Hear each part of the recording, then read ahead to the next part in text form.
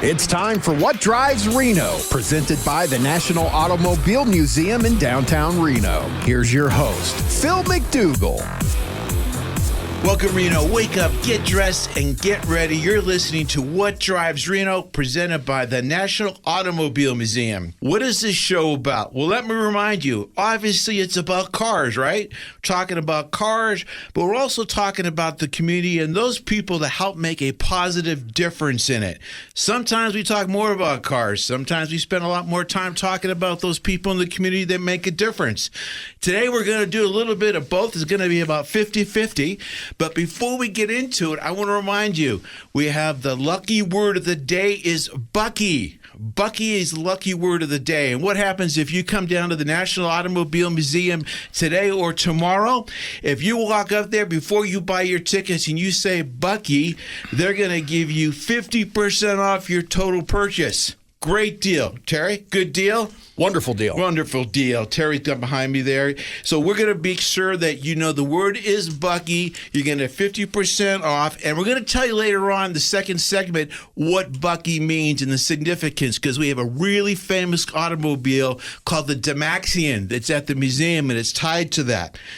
So with that said, we're going to jump into our show. I'm excited because our first guest is Jim Rogers. Jim, welcome to the show. Good morning. Good morning. Great to be here at National Automobile Museum. Blah, blah, blah, blah, blah. Hi. There we are. You want to do it again? No, come on, leave it in there. Yeah, we'll leave it.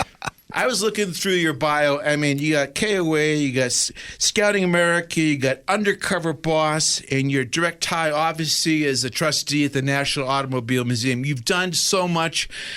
Part of this show is, before we get into your background, we always start off with, what was your first car? And if there's a story that you can share with us, our audience, that's G-rated. It's all good. I was living in Northern California, and I was a sophomore in high school, and I had a paper route, and I think I'd earned $500, and I think I spent $450 on a 1952 Chevy. It was light green, kind of olive in shape, two-door, automatic shift, special air. It was, I think I bought it from a little old lady in San Rafael.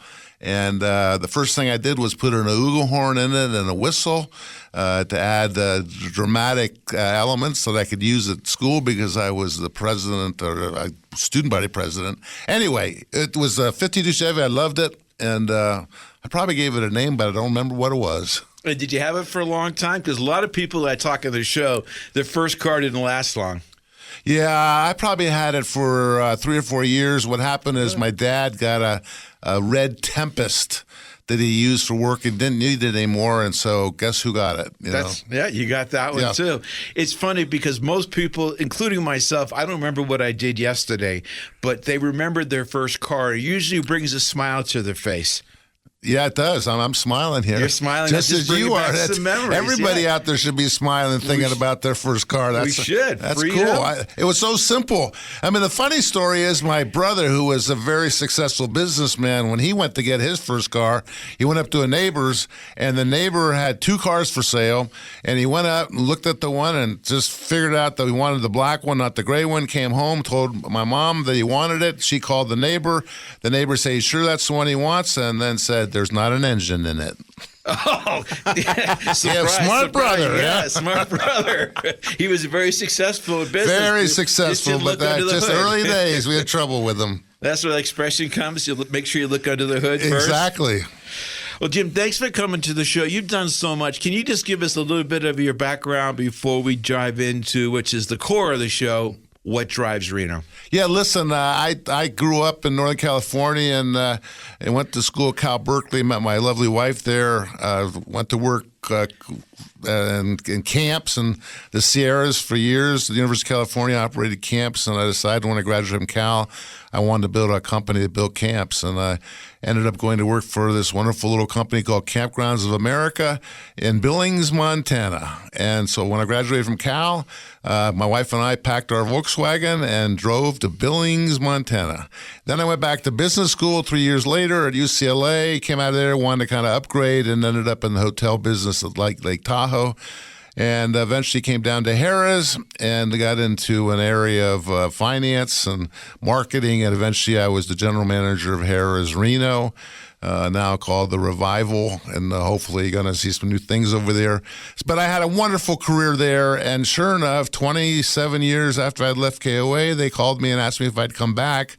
And so in 2000, I went back to Billings, Montana, and became the chairman and CEO of the largest campground company in the world, and spent 15 years trying to give it a push. And obviously, it's continued to do very, very well, and RVing is exploding, and that was a real joy. But, 50 years in northern, Lake Tahoe, Reno area, and never in my wildest dreams would I imagine that I'd be raising, my wonderful family and them in Reno, considering what the reputation had been. But we're here today to talk about how great a reputation it does have and why people are driving themselves in Reno. I agree. But you just went through, like, each one of those parts of your career could be a whole story itself. But can we just touch base really quickly on the undercover boss story? Because that was back in what year? 2013? Yeah, listen, I mean, KOA, again, as a national brand that had high awareness, and Undercover Boss was trying to find the highest branded companies, and they had really approached us a couple times, and we turned them down. The approval process and what you have to sign off on is it's huge. It's like 6 inches thick. Yeah, and so we were hesitant because you watch that show, those of you that have, it's a wonderful show. It's a behind-the-scenes show. Mm-hmm. It's a great educator of what goes into running a business. And ultimately, we said, let's do it. And we had to go through a process of who we're going to use to do it. But eventually, I got the call, and we went out for 11 days, visited 5 KOAs with a crew of 22 people. This production company is so amazing. They're so good at it. Just one example is that when this bus arrives with these good-looking production folks and all in black and carrying cameras, everybody thinks Madonna's arriving. And so they want to know who the celebrity is. And so what happens is the undercover boss is whipped away in a black windowed minivan to a no-tell motel 20 miles away, so there's no association with whoever that boss might be in the show. So it was hilarious, the kind of things that I ended up staying in while the crew was staying in these nice places. But look at about 9 million people watched the show. For years after it aired, I was continually approached. Were you the boss? What did you do? What did you learn? And I was just going to ask you, fascinating. People recognize you, right? They did. I mean, I was in the show. I wasn't ever recognized. So, and I had a fairly high profile at KOA, and we had conventions and events that I went to. But the 5 campgrounds I visited as Tim Bickford, an unemployed. Who came up with that name? Did they? There we go. Back to the science of the show.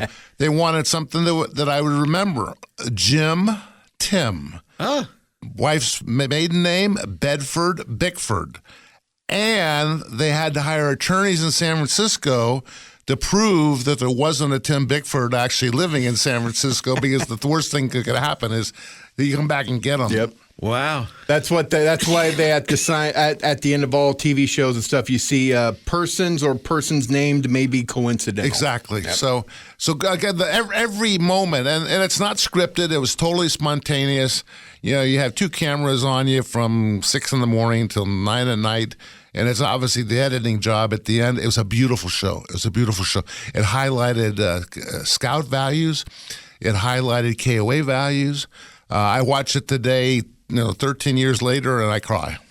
It's a tearjerker because I gave away $250,000 at the end of it to people that have work hard for their education and what they wanted to do. Their family hadn't seen their grandparents with cancer in years, and so I'm tearing up here. But no, it's a wonderful concept. It's not on the air any longer. They went to celebrity, sort of things. But I think the show that we did was very well rated, and the really important, the system loved it. So the franchisees loved what it did, and they obviously, every time somebody come up to the front desk, do you know the boss? Do you know the boss? And in most cases, they did. So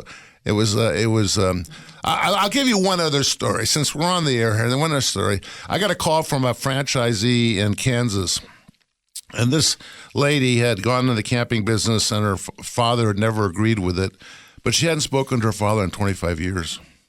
Wow. And the father saw the show and called her the next day and said, "I now better understand what it is you do." And he had been a janitor at a high school. And they had like an hour and a half, 2-hour talk. Hadn't spoken in 25 years. Wow. He died the next day. Wow. Okay, wow. So I get this story. You know, these are the kinds of. I'm getting it right here, live on this show. Yeah. But no, I mean, those are just the simple little things that you go, okay, my gosh, you know, what that accomplished. And I'm sure other shows have done the same thing. But this was really hit a home run in many ways. Wow, that's amazing. And I've always wanted to ask somebody about this because I was a big Undercover Boss fan. I love that show. It was very good. But being the undercover boss, that puts you kind of in a vulnerable position because you can't control what's going to be said. You don't know what's going to happen, and you may have to deal with some dark truths in front of you. Go back to that 6-inch book that that they're going to have you because having been a viewer, you do get behind the scenes and you find mice and you find dirty food, and they found that. We went out to an experience that was just reinforced the KOA service model. And the setups and the campers, and again, go out. It's still out there. You know, you can pull it up, the KOA Undercover Boss version or episode, and it's still got a great story. It's great. I remember watching it. I love it. And some of the other ones that I've watched, I got to be honest with you, when some of the people that they're meeting aren't just nice people, I'm just sitting there going, ooh, you just wait to the end of the show. You just wait. That was one of my favorite parts. But I love the positivity. The story you just said, I mean, that never would have happened. She never would have had that closure. And the day after, he passes away. Yeah, there are lots of that.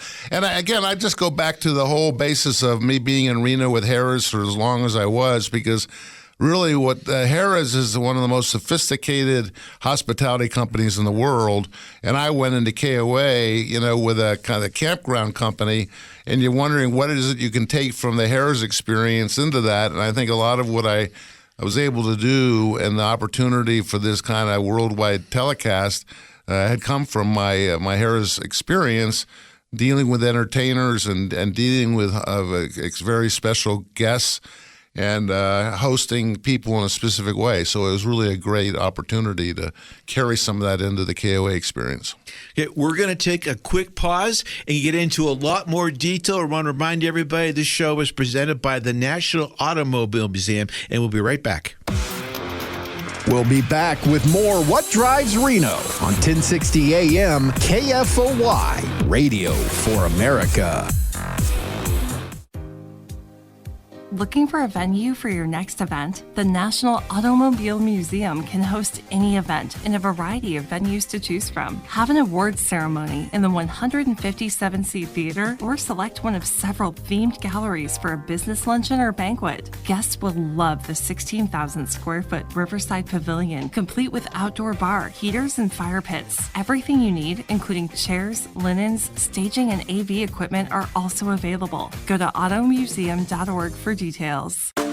Attention Northern Nevada businesses. Join the mission to protect our beloved lake with the League to Save Lake Tahoe's Blue Business Program. This initiative partners with local businesses to promote sustainable practices, reduce pollution, and protect the crystal clear waters of Lake Tahoe. Let's keep Tahoe blue together. Be part of the change. Be a blue business. For more details on how your business can participate, visit keeptahoeblue.org/blue business. That's keeptahoeblue.org/blue business.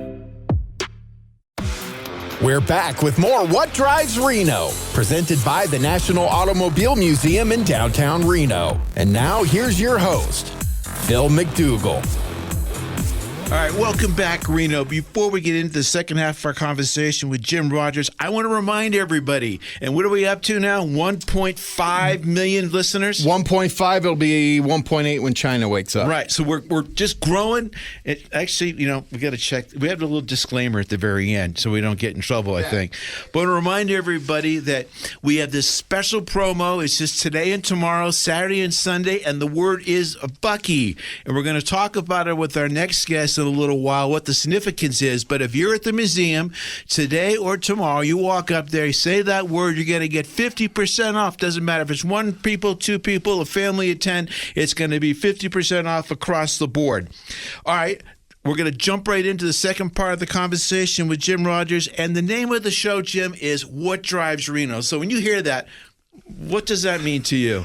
Well, listen, I having been here for 50 years, as I mentioned, I think of a lot of things that drive Reno. And today, I just thought it was a tremendous opportunity to sort of incorporate what's going on in the driving world.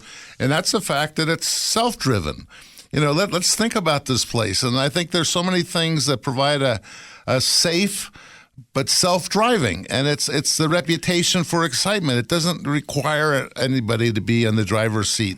We've got a reputation here that Reno's had for many, many years. Its Dateline has always been popular with the media.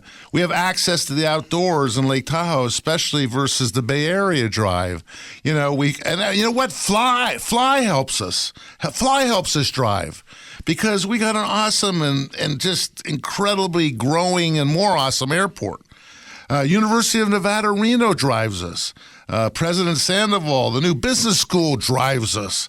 It's got amazing, and the new residents, it's a resident university. Oh my gosh, and those people are going to move into Reno and Northern Nevada, they're going to drive it. You got USA Parkway, GSR, Jacobs Investments. You got the revival on its way. These are all things that are driving our business, and the local businesses do it too. They continue to invest and to do it right. Ferrari over at the Atlantis, Butcher Boy, Midtown businesses, you know who you are. You're driving Reno. And I think, to some degree, driving Reno is on the cutting edge. And let's talk about Redwood Materials or Sierra Nevada Industries or Nevada Nano or the Town Cutler. I mean, oh my goodness. But if you really get down to it, you got to put somebody in the driver's seat. And we have some of the best residents, neighbors, family, and friends that you can find anywhere. And I want to start really with the youth. You want to think about the future drivers? Let's talk about the kids. You know what? We got Cub Scouts, we got Scouts BSA, we got Girl Scouts, we got Junior Achievement, we got Girls on the Run, Boys and Girls Clubs, PBS in the classrooms. We have youth programs that drive this community into its future. And we got the Washoe County School District. Oh, my goodness, the things that they've got going on there. Drive around town, see some of these new schools. I can't believe it. They are gorgeous. I wish I was going back to elementary school again. And then you got the CTEs, you got the career and technical education academies that we've gone through. And guess what? We have two of them now. You got the new Debbie Smith that replaced the old Hug High School. Oh my, get up on that campus. It's amazing, the views of the mountains, but the programs they're offering up there are going to drive Reno for years to come because we're teaching our young people about career opportunities in so many fields, and it's going to be just fantastic. So I see a tremendous opportunity to strengthen our community. We're driving it forward. We've got it with so many things that are already here, the self-drive, and we've got people growing and participating that are going to make it better than ever. Can we just take that, and that's our new promotion because no one has summed it up that well before about it is. Because, people that don't know, when I first came here, I want to be honest with you, I said, heck no, I'm not moving here. I had no idea what it had to offer. I only knew I'd come here occasionally, for the hotels and for vacation with the kids. I wish I got here 30 years ago. This is my home, and I wish I could have said it was 30 years because it truly has so much to offer. You just rambled up an amazing selection of all the things that we have to offer. And my biggest frustration is I don't think, unfortunately, enough people know that. It's like the museum. I mean, you've dealt with this since you became the president. I mean, we're the best kept secret. And it's unbelievable what goes on in there and what's available, and just the programs you've brought to it are just unbelievable, and they're fun. It's funny you said that, because I'll talk and I'll do presentations now, and I'll say that we were voted number one on TripAdvisor. And this is not voted by us, and we can't pay for that data. It's by the people in town that voted us number one favorite place to visit.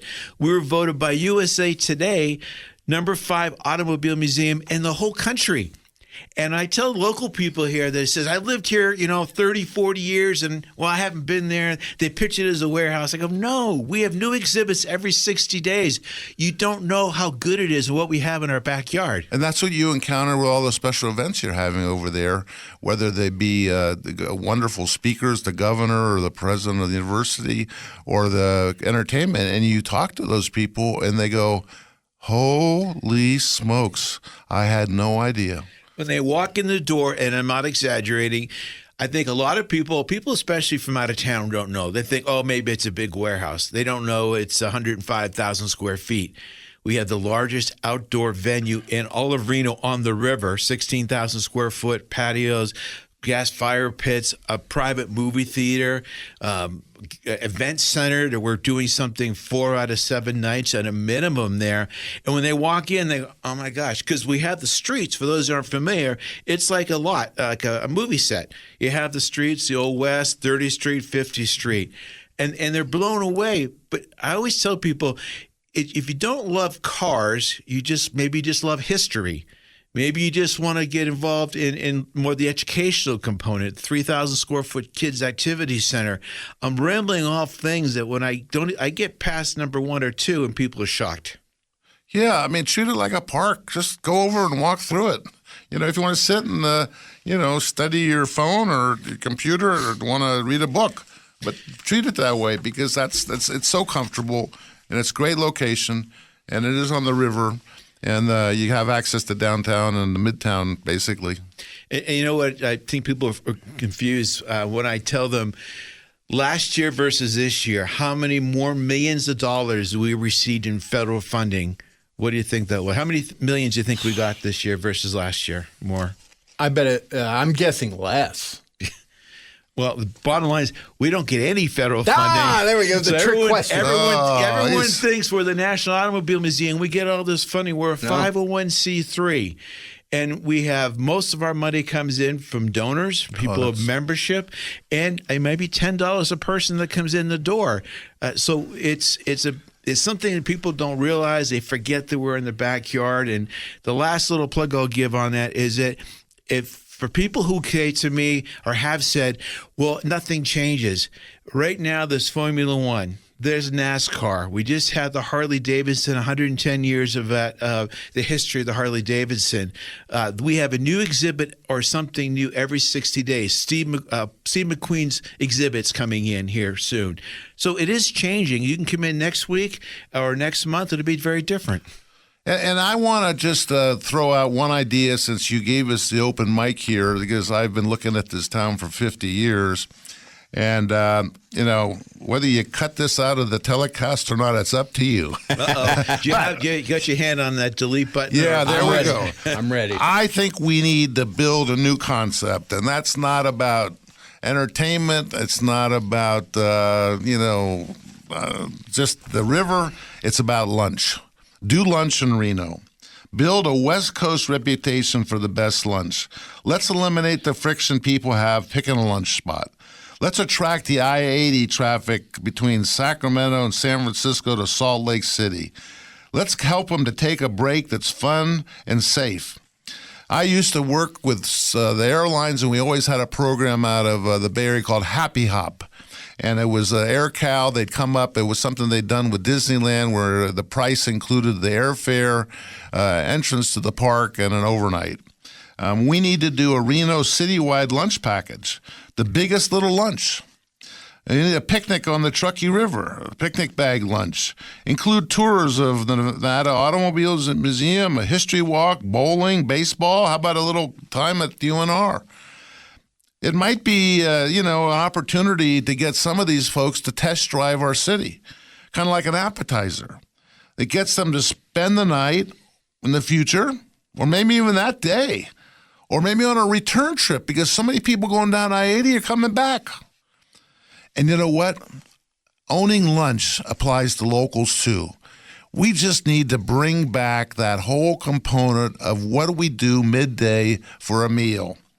And I think it's a great way. My mom, always told me that I should leave the campsite better than I found it. I want to leave my neighborhood better than I found it. I want to leave, and really, sometimes I don't feel I can do much for the world or the state, but if I help create an extraordinary, clean, robust neighborhood, it will lead to a robust city, a robust state, and a robust country. So I leave you with that idea and that concept. I think we ought to be known for the biggest little lunch.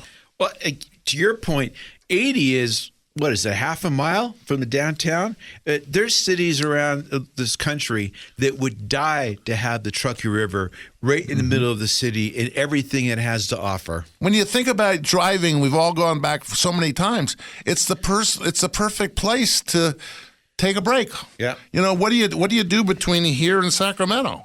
It's 2.5 hours. What do you do between here and Winnemucca or Elko? This is the place. And with all that we have that just get people to think about this wonder, and imagine what our casino chefs and our cafes could do to become known for lunch. Yeah, it's great. I think it's a great idea. The mayor was on the show here a couple of probably last month. Yeah, and we've had what's this? God, I'm blanking out now. Taylor Adams, CEO Edon, about the growth that's coming here. That's been here. We had the sheriff. We had the Chief Nance. Chief Nance was on last week as well. There's so much. It's improvement here with lunch, the food, the atmosphere, the river. We just need to focus on a segment that nobody else is focusing on, and build a reputation around it. And it has such a great appeal to, again, the highway, but it also has a great appeal to locals. I mean, having been with the Harris Steakhouse and our restaurants, we used to be a magnet. Oh, that had a name by itself just to come to the steakhouse. That's what we need to create as a city. No, I know. It's just that identity It's again. just part of who we and what we are and how we do it. It just creates a vibe in the middle of the day. I love it. One of the things I want to ask, because we're running out of time, Jim, is, I ask a lot of people things, and most of the people I've asked this question to, their career has gone down a certain path, and they've been really specific. But if I just glanced at your resume, you've very diverse. You've done a lot of things. Have you ever looked back and you said, if I didn't do this, is there one thing that might surprise people that said, gosh, like you always wanted to be in this career or you always wanted to be this? Is there anything that jumps out that you can share with us? The 1.5 million people to listen. Listen, Phil, I've been fired 3 times. So often my future was based upon somebody else's decision. And I was blessed for whatever purpose. It worked out better. And I'm just going to tell your audience, look at these transitions are tough, and sometimes you create it, sometimes another business component has to create it. But hang in there. There are opportunities, and I've always come out on the better side. The fact I got a phone call from an old friend, in 2000 to go run KFOY was just totally out of the blue. And those opportunities exist. So do the best that you can be the best that you can be, do the best job you can, and guess what? In the ultimate way, you will leave your world better than you found it. I love that advice. I'm going to take it one step deeper with you. What would you tell a younger Jim Rogers, or what would you like to have it piggyback on that to some of the youth that are just starting their careers? Look, I always thought that when I was at Harris, we had 2,000 employees, and I think most of them that came in, if you talk to them today, they all wanted to be general managers. They don't want to be me, and they wanted to do it immediately. And I said, just get in the door. Because what happened at Harris and most operations is there's a board somewhere with all the jobs that are available inside. You just got to get inside and begin, especially young people, and look at what goes on. What is personnel? What is accounting? What is marketing? What is entertainment? Go learn and explore yourself in those disciplines, and that will allow you to further focus your training. If that's what you're going to do, go back to business school. get a finance degree. You want to go into accounting, whatever that is. But get inside. Don't walk in and think you're going to be the president, general manager, own the place. Be a busboy, be a bus greeter, whatever it is. Get inside and do the best you can, because it will be recognized and you'll do just well. I love that. One of my bosses, that when I was just getting started in my career, he said something that obviously at the time I didn't appreciate, and it sounds so basic. He just said, Phil, be a good listener. If nothing else, be a good listener. I go, what do you mean? That's so generic. He goes, you're going to think you know everything. You're going to think you're so empowered. He says, you don't. And make sure you just listen to people and don't cut them off. Absorb what they're saying, because even if you meet someone that's the polar opposite, you got to take something away from that. And even, especially in this political world, people that I agree with or don't agree with, some people that I'm adamantly opposed to their philosophy, I always learn something. And if you cut them off too soon, you're cutting yourself off. No, there's an education to be had just listening. I agree, and you'll benefit from it. There's a lot of reflection when you retire from business, and you look back on what you could have done better, or what you could have, what didn't work out well. And I think the key to all this is that the purpose of life is to have a life with purpose, and you want to know that what you're working on is going to make a difference. Yeah. Has value. And has value. And because that's what leads you to want to work harder and to learn harder and to listen harder, because you realize you're going to make a difference. And all of you out there are going to make a difference in your own ways. And just keep driving Reno forward, because this city and community will benefit from all that you contribute to it. Love it. I love it. We're going to end on a little note, because there's something that we're talking about, or have talked about in the past. Mm-hmm. It's the Hera Homecoming. Ooh. And the Hera Homecoming is going to come up. It's going to take place in Reno, July 27th to August 1st. So it's a week-long experience from celebrating and honoring Mr. Hera and the tours that he was associated with them. We're going to have gaslight parades. We're going to have a dinner. We're going to have a car show on Virginia Street.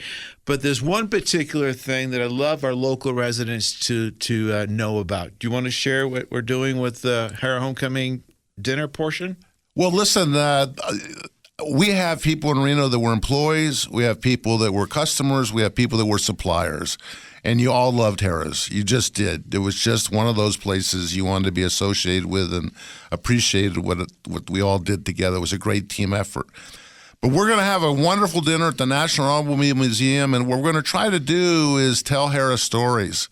And I hope that maybe if you could join us. I know there are many of you out there that have a Harrah story.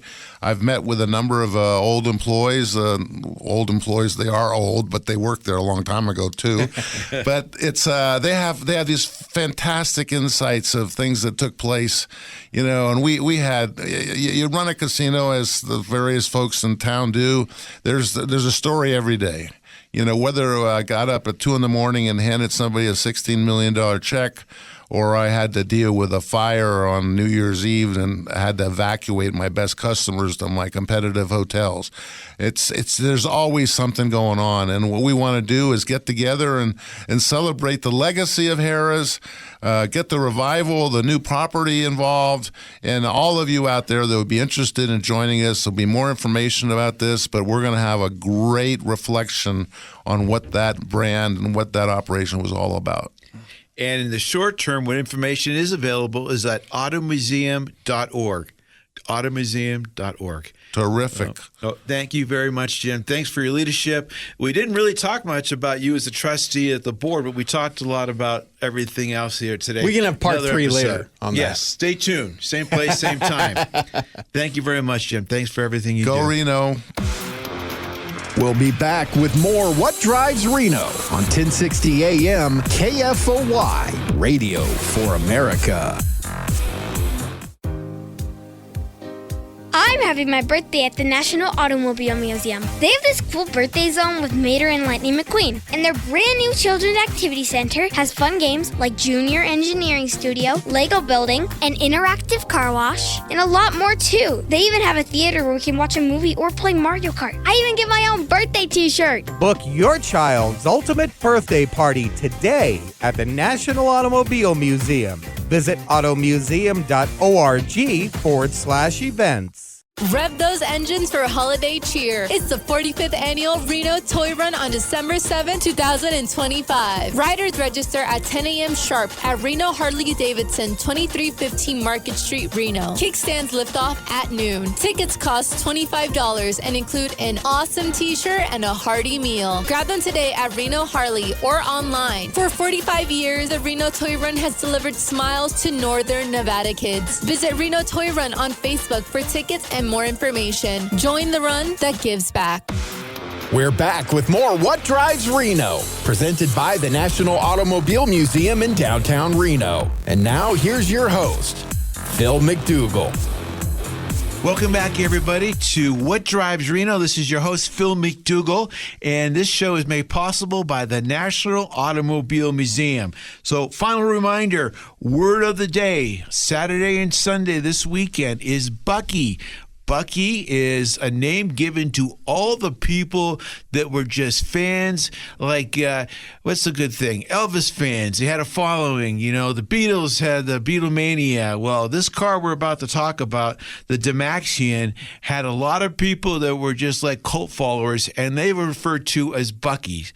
So if you go up to admissions today or tomorrow, and you say at admissions before you give them the money, you say, I'd like the Bucky discount, they're going to give you 50% off of how many people are in your group. One person, 5 people, it's up to you. I also want to remind you that we are really happy because Santa Claus is coming back to the museum a couple more times. And if you haven't taken your Santa pictures yet, he's fine with you coming down to the museum. It's no additional cost. You just pay your admissions for members. You just walk right in. But he's going to be at the museum December 17th, 18th, 19th, 22nd, and right up until the 23rd, he's going to be there at the museum from 2:30 to 5 p.m. And he's got Santa's Corner there, made possible by Dolan Motors. I also want to remind you that we have a lowrider exhibit. Man, it was so darn popular, the lowrider, so we're bringing them back. So on December 23rd, mark your calendars, we're going to have one of the most robust lowrider exhibits you've ever seen. We're going to take them all into the museum gallery for, take it all over. It's going to be amazing. The last thing I'll remind you, because we're always changing, everything is changing all the time. I had the pleasure of meeting Steve McQueen's grandson at an event a couple of weeks ago, and he agreed that we're going to assemble some of Steve McQueen's personal items, motorcycles, cars, memorabilia, and we're honored to have it come down here to the National Automobile Museum. So that'll take place around the end of the year. It'll be here for a couple of months, but that's a real special treat. Talking about special treats, we have our next guest here. His name is Bill Petty. So Bill Petty has been with us for some time here at the museum. How many years, Bill? 14 years. 14 years. And he has been a staple in our museum. I call him, you're the leader. You're the leader. All the other people think they're leaders. No, you're the leader. Just between us and the 1.5 million listening to us right now. But I want to thank you very much for everything you do and all your contributions to the museum. But we're going to talk about something that you single-handedly led the charge in and helped out and got it back to a very significant accomplishment. Something that you really led the charge in, and I'm really, really excited to talk about it. It is a car called the Demaxian, and is a one-of-a-kind. It's a concept car that was made in 1933, debuted at the Chicago World's Fair, and it came off with just a huge bunch of controversy right out of the gate. Got in an accident right away, but it's really amazing. And if all the cars we have, 250 at the museum, this is one of the cars that I get asked by collectors and other museums, can I just borrow it? But the short version is, when Mr. Hare had it, he never fully restored it. It was in our garage about 6 years, and finally we said, Bill, just take the reins and do it. You did it. So thank you for coming on the show, and just tell us a little bit about you first. Like, start off with your first car, then we're going to get into the Demaxion. Bill, what was your first car? My first car was a 1947 Ford that I got when I was 16 years old. Dad could see that I needed some transportation, so he paid $75 for it, and I had to put tires and gas. I was working at a grocery store. Was that a lot back then, 75? It was. Dad being generous? It was a lot more than than it is now. Yeah. Anyway, that was my first car. And any stories about that you can share? Well, I used to put a couple of guys in the trunk and sneak them into the movies. All right. And got stopped by the cops a few times, and then I was hot rodding it and broke a piston off in it, so I had to try and repair that myself because Dad was an old farm boy, not a mechanic. So if it was going to get fixed, I had to do it, and I did. Made it run. And then you came to the museum. How did that come about 14 years ago? Well, I put 20 years in the U.S. Navy, retired, went to work for the Story County Sheriff's Department, put 28 years with them and retired, and then was looking for something to do, so I went down to the museum and applied and got approved and been there ever since. Well, I want to remind the people here that are not familiar with the museum or are familiar with it but didn't understand this. We literally are run by about 14 people. We're open 7 days a week, every day of the year except for 3. So that's a lot. But the only way we're able to do that is with volunteers. So you run our shop. We have a full garage that's in there. But if people are listening, they want to get more involved in the events, if they want to get involved as a docent, if they want to get involved to work in admissions to the store, I encourage them to go to our website and go to automuseum.org and let us know.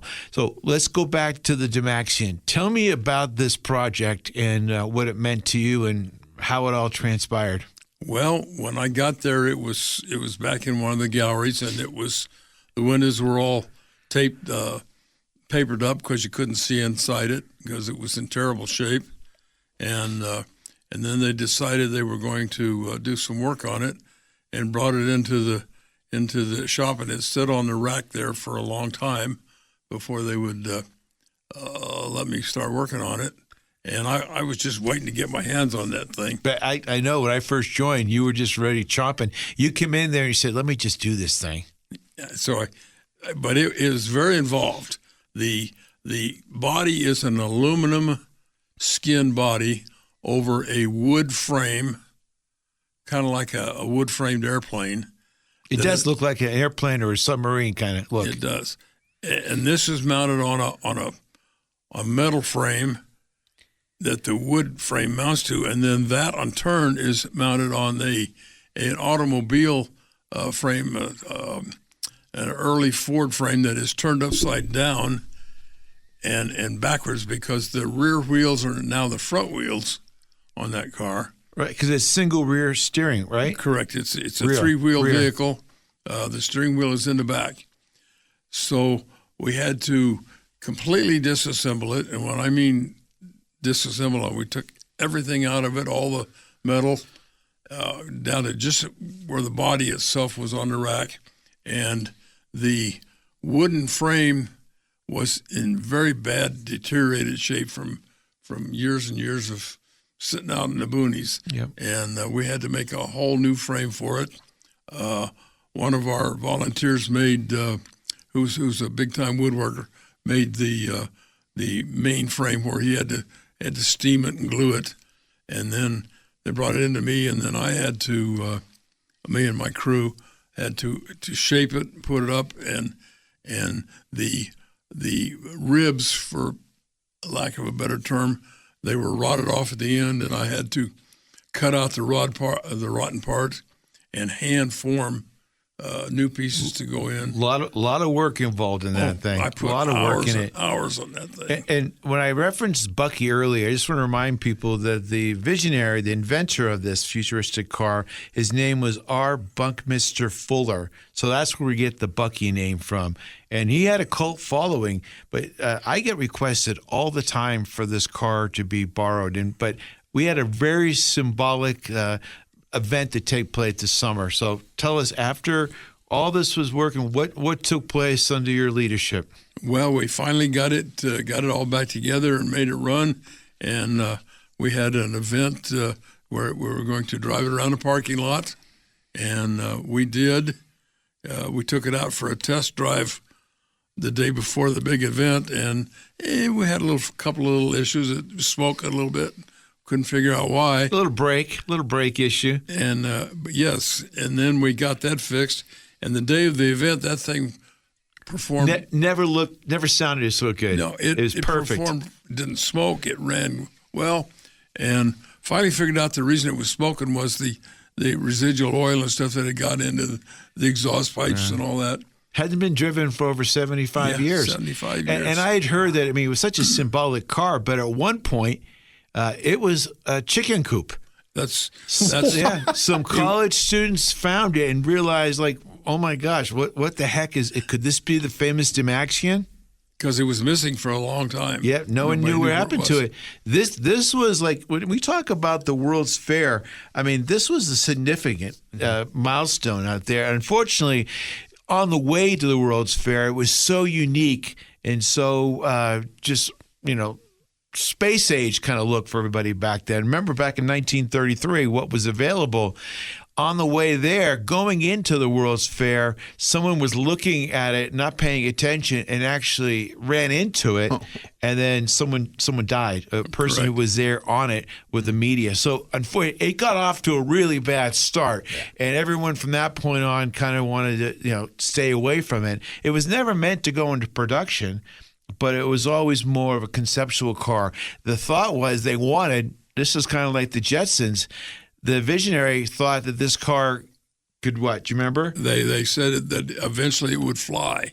Right. And as well as drive. Yep. So that was the Buckminster Fuller's concept of, I'm going to make a flying car. And it did. It flew around the parking lot when we had people come. So those are listening, you don't have to be a car lover or just more into history. But when we announced that the car was going to drive for the first time in over 75 years, I was shocked in the parking lot. And you and I were both nervous, but it never ran so good. We had people coming from the Bay Area all over just to see this happen. Car, yes. And we had a good crowd out there. And I too was nervous that day about driving it. I did not drive it. One of my crew did because he's a little more spry than I am. You're pretty spry. And anyway, it performed very well, and I'm real proud of the work. I put hundreds of hours in that thing. Yeah, at least we couldn't have done it without you. And it's more of a teardrop shape. So for those of you listening, this is a one of a kind. We're not going to let it go anywhere for a while. And I think that probably this summer we're going to roll the dice and have it come back out with you're in agreement, I hope, and we're going to give some rides and some people in the parking lot a little bit just to try and take it to the next step because it is such an iconic car. We made some promises a long time ago. So if one of those people are listening that we made a promise to, we're going to honor it this summer. It's very, very different, very, very unique, and you have to come and look at it. But it's at the National Automobile Museum right down there in the corner of Lake and Mill Street. I fully believe that it will perform well when we take it out again. If not, we'll make it perform. We will. I have no doubt at all. So, Bill, real quick, before we wrap up, can you just talk about what it means to be in the volunteer? Give an overview. For those people who are listening, not everyone's going to be in the shop. Some of them might be, working in the store or admissions. But why do you stay there so long? I know it can't be the coffee. Yeah, that's why I volunteer for the free coffee. Actually, I was looking for something to do, and went down there, and I found out that you go in there, you have a lot of camaraderie with other people that you, us Great. old guys. Yeah. And good friends. Make good new friends. We become excellent friends. We swap some stories. We do a lot of hard work. And what one of us doesn't know or can't remember, somebody else will. You know, 2 heads are better than one, and 6 or 7 is even better than that. They work in the shop. Yeah. And so we have a good time, and we enjoy each other. You guys have fun with each other. So I'm just talking to people who are listening today. If you're looking for something, the biggest thing I get all the time is, well, I'm retired now, or I just can't make a commitment. I don't want to obligate myself. I want to have the flexibility. If you want to come in 1 hour a month, 1 hour every other month, you want to come in and work at the store and help us with the shift, you want to be a greeter, you want to go help us, clean the cars or just go work with Bill in his shop. I just encourage you to come down and just learn a little bit more. 30 minutes. We had our big Christmas party this week, and yes, we did. And it was a lot of fun. And we do things on a regular basis as a group. I think part of it is just camaraderie. Would you agree? Absolutely, 100%. I've made a lot of good friends from there. Good. So, anything you want to share with us before we wrap up about the project itself, or any of the volunteers, or we can talk about the coffee. We had our finger on the button over there because I wasn't sure what you might say today, Bill. For those who are listening, Bill is on his best behavior right now. I've never seen him so set up, prim and proper, and just looking and going, "Oh, I just wish I could read those bubbles over your head." Come on now, I'm a good guy. No, you're more than a good guy. You're a great guy.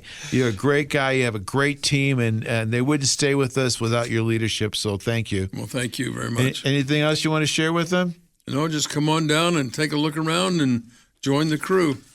Okay, well, thank you. Thanks, Bill, very, very much. I want to remind everybody as we wrap up, another great show. Bill Petty, Jim Rogers, great things we talked about today. I want to remind you, if you haven't been to the National Automobile Museum, come on down. If you wanted to get some basic information, it's automuseum.org, automuseum.org, not .com. We have Santa Claus coming in. We have new exhibits coming in. And if you're one of those people that say, I was there 30 years ago, my Lord, it has changed 500 times just in the last 90 days. So Formula One, fast cars, 50s cars, horses, carriages, private theater, movie nights, birthday parties, a 3,000 square foot educational center. It's got something for everybody. Come on down. Come visit us during Christmas break. The last thing I'm going to share. And a great outside patio. A great outside patio. So I want to really just talk to the people listening, because you guys know who I am. If you have relatives in town that you're going, I cannot handle them one more minute. Is your wife asking you, or your significant other asking you to do stuff when you have a couple of days off, and you go, I just gotta bite my teeth because I need a little me time? Let's just say that maybe in addition to that, you just really want to do something different. Come on down and give us a chance and show us let us show you what we have to offer, and just do something special and unique. But get your own me time and enjoy the museum. Absolutely. There's lots of different things to do there. Thank you all very much. Bill, thank you very much. We'll see you next week on What Drives Reno, everybody. You've been listening to What Drives Reno, presented by the National Automobile Museum in downtown Reno. For more information about the museum, head on over to our website, automuseum.org. We'll be back next Saturday at 11 a.m. with What Drives Reno on 1060 a.m. KFOY, Radio for America. Sierra Arts Foundation is on a mission to make arts education readily available to the youth of our area. We're asking for your support to raise funds for the teachers and materials needed to provide arts education and integration to the youth of our community. There is nothing more important to the development of a young person's mind than the ability to explore their creative self. It literally holds the key to our society's future. Sierra Arts Foundation. Art starts here. You've got better places to be than the DMV. That's why the DMV's website lets you do more transactions than ever, from wherever. Renew your license while lounging at the lake. Register a car while camping with the kids. Get your title while taking your toy poodle, Thomas Fluffernutter III, for a walk. It's fast, easy, and way more enjoyable than sitting in a waiting room. Ready to get out of line and go online instead? DMV wherever at dmv.nv.gov.